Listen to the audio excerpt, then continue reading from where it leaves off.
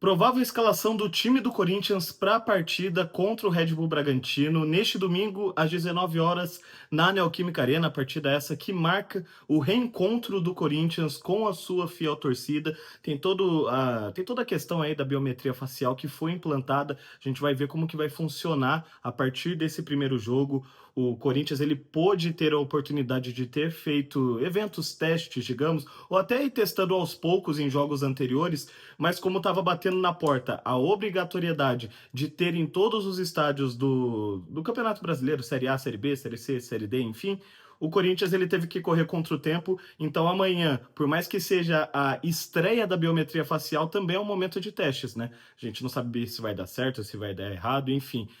Dito isso, rapaziada, já vai deixando o like, compartilhe e se inscreva no canal para fortalecer cada vez mais o nosso trampo. Demorou? Então, ó, provável time do Corinthians, do técnico Dorival Júnior, só para vocês verem que aqui a gente não brinca em serviço, tá, rapaziada?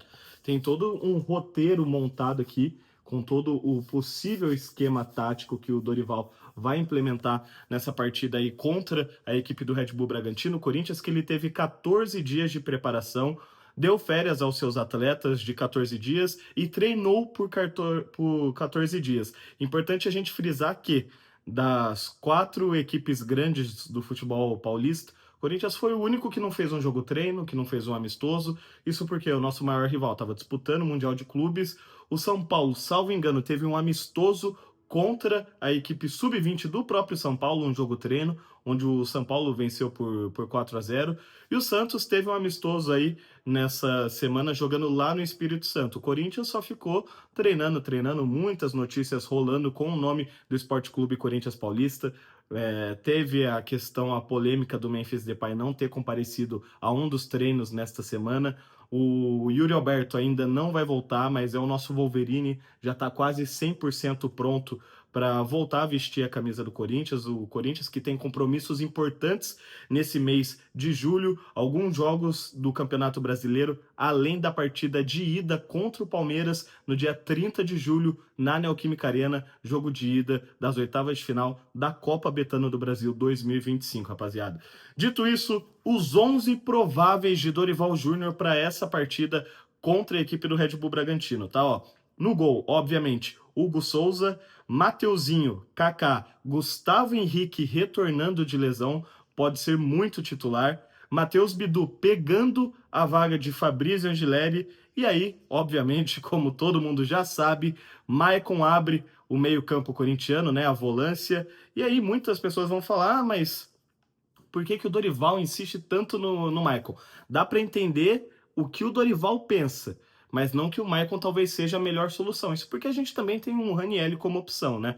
Mas o porquê que eu digo isso para vocês? Porque nos últimos trabalhos do Dorival Júnior, ele priorizou usar um primeiro volante com mais saída de bola, e aí a gente tem uns exemplos aqui que eu até anotei, rapaziada. Thiago Maia, Pablo Maia e também o Bruno Guimarães. E um segundo de mais pegada, que seria o João Gomes, o Alisson e o André. Importante ressaltar que isso nos últimos trabalhos do técnico Dorival Júnior, tá?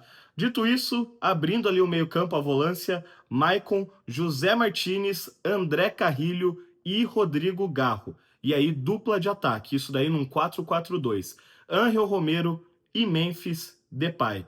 Obviamente, como eu disse para vocês, o Yuri Alberto ele tá fazendo o que pode para voltar o quanto antes inclusive do prazo que o Corinthians tinha estipulado para o retorno do camisa 9 corintiano. Porém, nessa partida a gente vai ter algumas ausências também, tá, rapaziada? Estão de fora André Ramalho e Breno Bidon por terem levado o terceiro cartão amarelo contra a equipe do Grêmio lá no último jogo do Corinthians, há um mês atrás, aquele empate em 1-1 lá em Porto Alegre. Então, André Ramalho e Breno Bidon estão de fora dessa partida por conta de cartão. E aí também já citei para vocês o Yuri Alberto e o Luiz Gustavo Bahia, que teve uma lesão em uma das partidas do Sub-20 do Corinthians aí, quando já estava pausado, né, o calendário nacional para a Copa do Mundo de Clubes. Uma lesão que não é tão grave, o Luiz Gustavo Bahia deve voltar muito em breve a vestir a camisa do Corinthians, em breve que eu digo, tipo, até o fim do mês no máximo. E temos o retorno do Guinegão. O Guinegão que está recuperado também de lesão e pode reforçar o time do Corinthians aí, tanto o Corinthians profissional, tanto também quanto o Corinthians sub-20, que tá uma draga, né? A gente sabe muito bem, rapaziada. Mas então, esses são os 11 prováveis do técnico Dorival Júnior, que deve ir num 4-4-2. Porém, a gente tem a informação do Yuri Medeiros, da Rádio Itatiaia, que o Dorival ele pode testar um esquema que já havia sendo testado aí nos últimos dias no CT Dr. Joaquim Grava, que seria o 4-3-1-2, fazendo assim um losango. O famoso losango que deu muito certo com o ex-técnico do Corinthians, Ramon Dias, que implementou o losango na reta final do Campeonato Brasileiro do ano passado.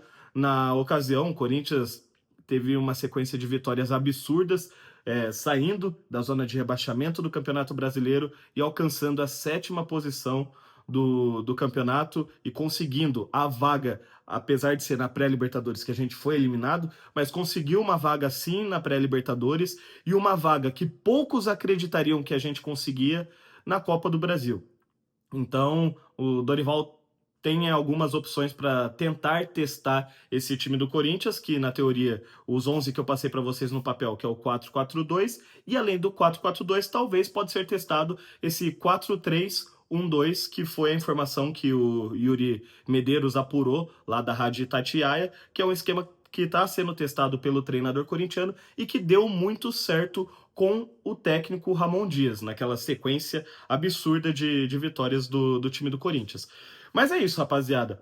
O Corinthians que está na 10ª posição, com 16 pontos, e acho importante demais esses jogos na Neoquímica Arena, o Corinthians buscar a todo custo a vitória, até porque a gente sabe que são jogos muito complicados. Os times que disputaram a Copa do Mundo de Clubes voltam mais fortes por terem batido de igual para igual contra as equipes europeias, apesar que, para mim, nosso maior rival não fez nada demais.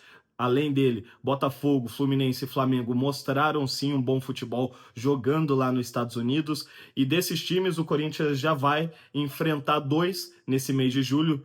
Das 4 equipes que disputaram a Copa do Mundo de Clubes brasileiras, o Corinthians vai enfrentar 2. Na teoria, o Botafogo lá no Rio de Janeiro daqui 2 semanas e tem o Palmeiras no dia 30 de julho na Neoquímica Arena pela Copa Betano do Brasil. Além disso, é um calendário com jogos muito difíceis. Depois dessa partida contra o Bragantino, Corinthians visita o Ceará, jogando lá em Fortaleza. Depois um clássico contra o São Paulo no Morumbi. Depois jogo contra o Cruzeiro. Depois jogo contra o Botafogo. E por fim, para fechar o mês, a partida contra a equipe do Palmeiras. Então, é aquilo, o Corinthians ele vai precisar de alguma forma se reforçar nesse mercado da bola. Tem a especulação do atacante Carlos Vinícius, que por enquanto nada, só existe sondagens, o desejo do jogador, mas para mim o Corinthians ele precisa frisar em buscar um lateral direito, porque na teoria quem é o substituto do Mateuzinho hoje é o lateral improvisado que é zagueiro, Félix Torres. Tem que buscar mais um zagueiro e tem um meio de campo que a gente perdeu o Igor Coronado. Na teoria, a gente precisaria de um reserva imediato para o Rodrigo Garro. Então, a janela de transferências que abriu nessa semana agora, o Corinthians, de alguma forma, por mais que não tenha dinheiro em caixa, vai ter que dar um jeito de trazer sim jogadores, buscar atletas que estão sem contrato no mercado da bola, tentar buscar parceiros que ajude a custear esses atletas vestindo a camisa do Corinthians. Mas vamos ver como que vai ser isso tudo. E tamo junto, rapaziada. Aqui, ó.